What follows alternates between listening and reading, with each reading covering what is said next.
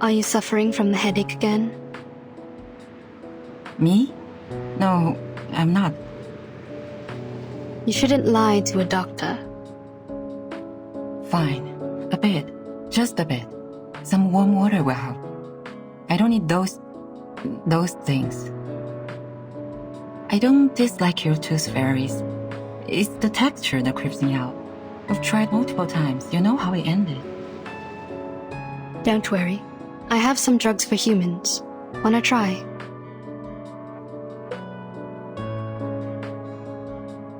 Oh, that's surprising. Thank you.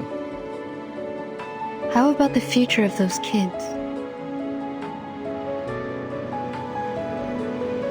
Are you talking about the dear girl or Joshua the troublemaker? You can tell me one by one. It's a long trip back to the headquarters. We have plenty time to chat. Joshua will pay for what he did. Absent from duty without permission is a severe violation of the regulations. He will face a demotion and be grounded for 3 to 5 months. Of course, I'll apply for lenience for him, but I think it won't make much difference. We don't have many means to help him. Burton might be a good choice. You mean assigning him to Verton's team? Exactly. If we can make Burton apply for that, he'll be put through a much milder punishment. After that, he'll be free to leave with Burton. This is a good idea. How about Jessica, the dear girl? She needs to receive some education to become adequately socialized.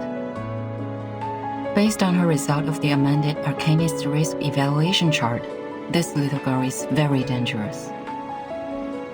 We rescued 9 hostages from her cave. 3 are from the film crew. The other 6 are from the student expedition team that went missing 6 months ago. The validity of that chart is debatable, for it doesn't have a sufficient number of questions to draw a conclusion. Yeah, when we arrive at the foundation, we will give her a more comprehensive test. But that doesn't mean that she'll get a higher grade. We all know that the amended version tends to overestimate the examinees. Can I visit her while she's in the foundation? Of course.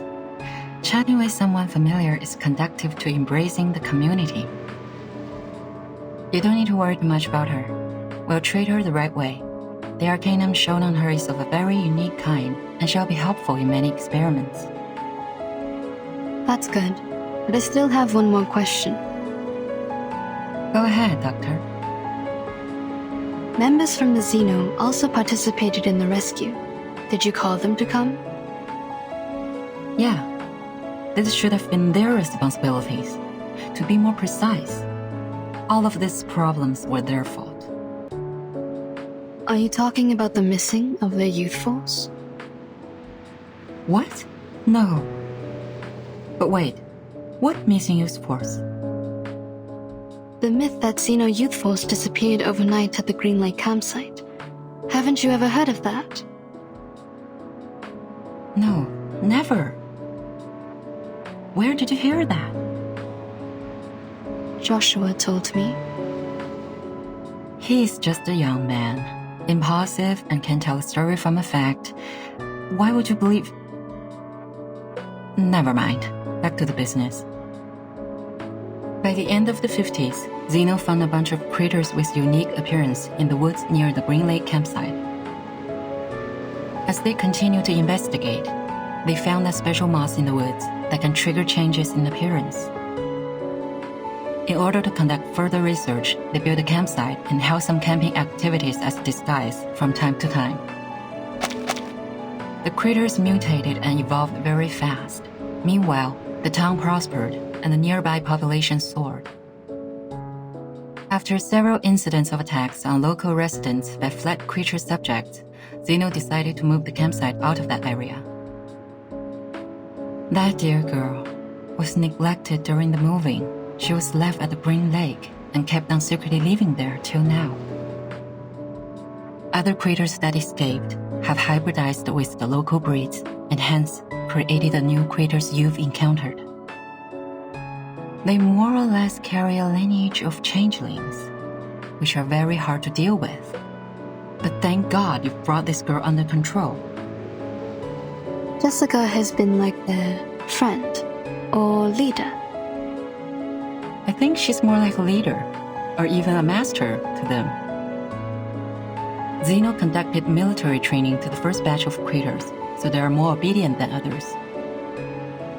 Your Jessica is like their commander. She gives orders to the creatures at the bottom of the lake through a radio hidden in a remote control, so that they act in precise alignment. So you knew the truth of the Green Lake campsite from the beginning? It was Zeno's idea to clean up the mess with the Foundation. They contacted me before.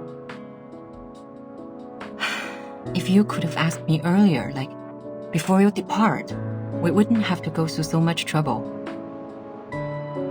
Kids were ignorance for lack of knowledge, yet adults were ignorance for their cognitive inertia.